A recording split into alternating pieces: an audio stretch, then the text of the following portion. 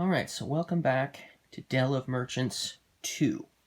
So for this video and the next few videos after this, I'm going to be talking about all of the different merchants and the stuff that you're trying to sell.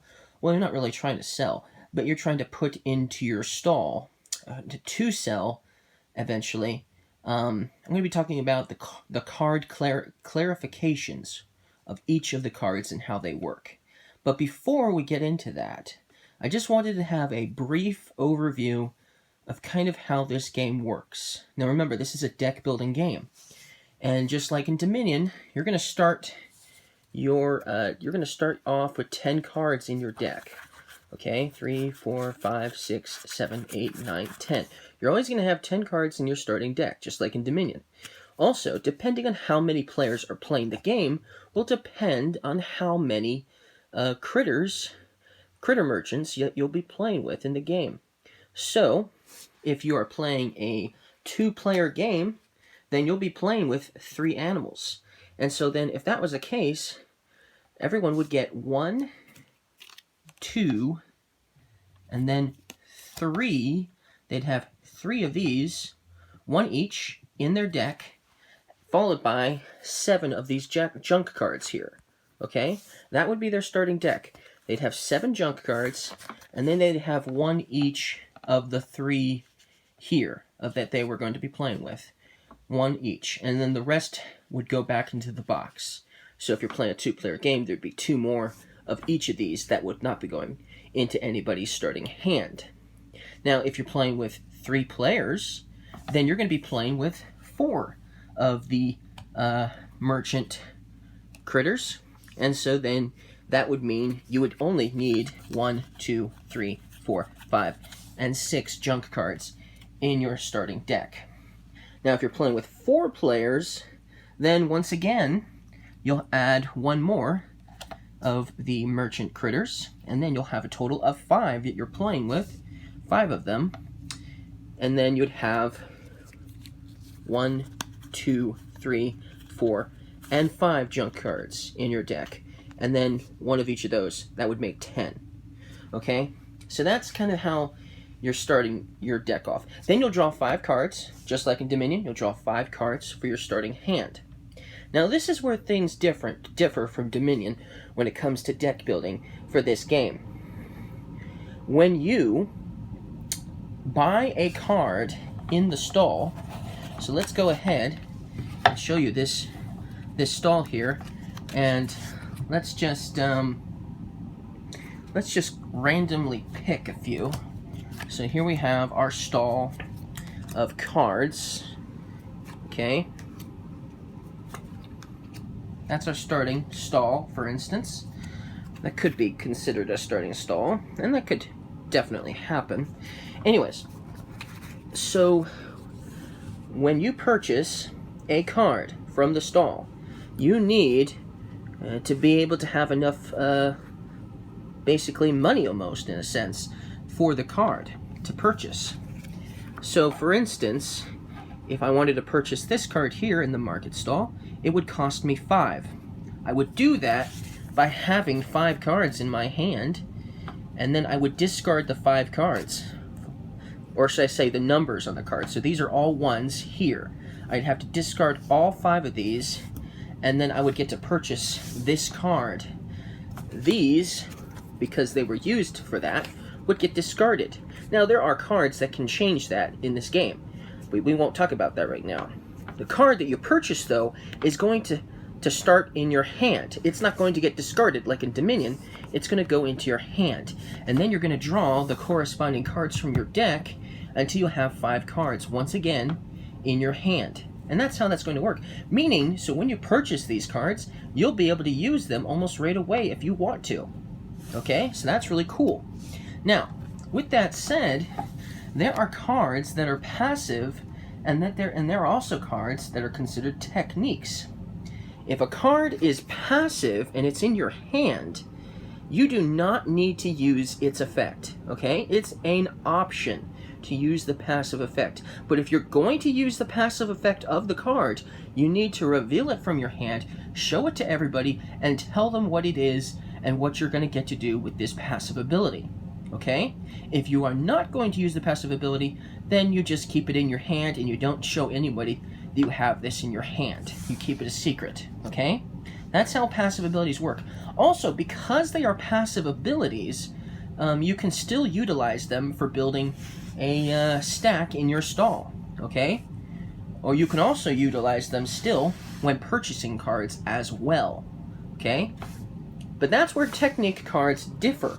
A technique card, if you use a technique card, you're going, so here's a technique card, you're going to play it, you're going to put it into play, and then it's going to stay in play until it is fully resolved.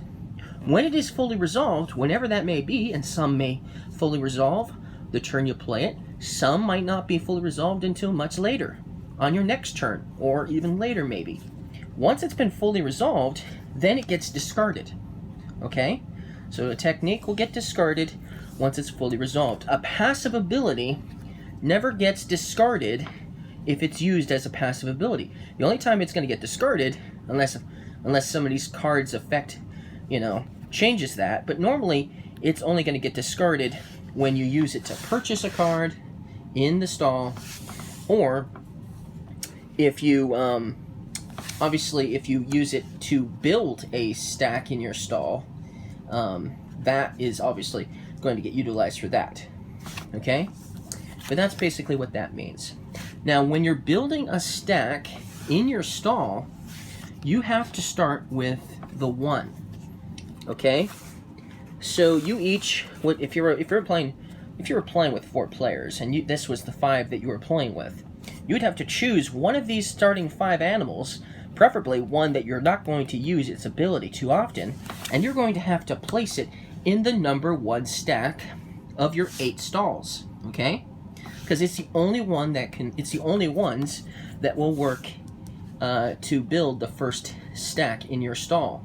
That's an action. Taking an action is building if you're going to take an action, you're allowed 1 action per turn, right? So if you're going to buy a card from the market, that's an action.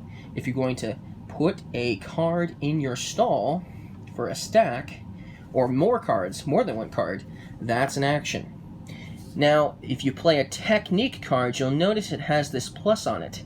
If you play a technique, you still get another action. So if I played the Steady Achiever as an action, I could then still do another action. Like, for instance, purchase something from the market, or building another stack in my stall, for instance, for instance. So that's some options, for sure. That you can do. And then, of course, since you're building 8 stacks in your stall, each of the cards that you put into your stack, they must be exact, unless a card says otherwise. So what do I mean by that? Well, here is the first stack. Okay? Then you would need the number 2 as a stack. Okay? So here's the number 2. This would be the next corresponding number that you would need for the next stack. You would need a 2. It doesn't have to be the same color as this one. It can be a different color. But here's where things are not allowed. You are never allowed to use junk cards, ever. So, let's find a junk card. Let's see here. Here they are. You're never allowed to use junk cards when building a stack in your stall, unless, of course, if a card says otherwise. Sometimes a certain particular merchant card will let you actually use junk cards in building a stack in your stall. But normally that's not allowed. So these junk cards are only usually good for purchasing cards. But if you had 5 junk cards in your hand, the most you could ever buy is 5 anyway. So these are still fairly useless, and if there's a way, you're going to want to try to get rid of them, if you can. Now, what else? What else is not allowed?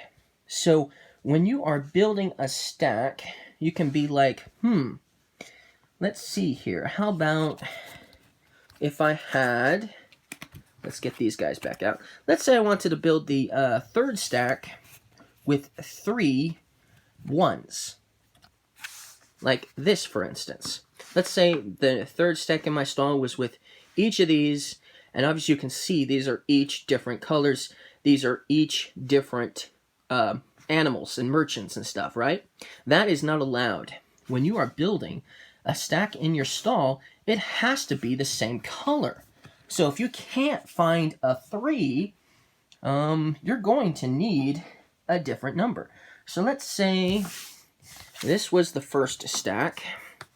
This was the second stack. Then you could do something like this for the third stack. That is allowed. This would be a good first choice, possible first choice for the third stack. You could do that. That's allowed. Of course, if you can find the number 3 somewhere to build the third stack, even better for you. So here's the third stack. Now the numbers only go up to 5, okay? So at some point, you are going to definitely need to utilize more than one card in order to get an exact number for your stack in your stall, okay? You're going to need it for 6, you're going to need it for 7, and you're going to need it for 8. Remember, the first player who reaches their 8th stack, meaning they have just placed their 8th stack in their stall, ends the game, wins the game. That's how you win and end the game. So that's how it's done. So the 8th stack.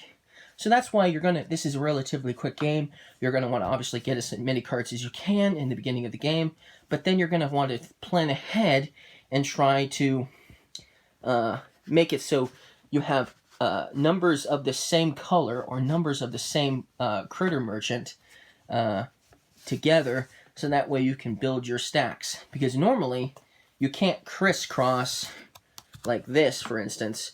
You normally can't do this unless you have a card that says otherwise. There are cards that can break that rule that you can use as passive abilities or even as techniques sometimes. But we will talk about that later. But I basically just want to give it a quick overview of how this game works before I explain how these cards work. So basically this was just a simple how to play with Dales of Merchant 2. Not really, more just a brief overview, because it's been a while since I did a how to play video on this. But in the next video, we will start talking about some of the animals in this game and how their mechanisms work. Okay? Clarifications.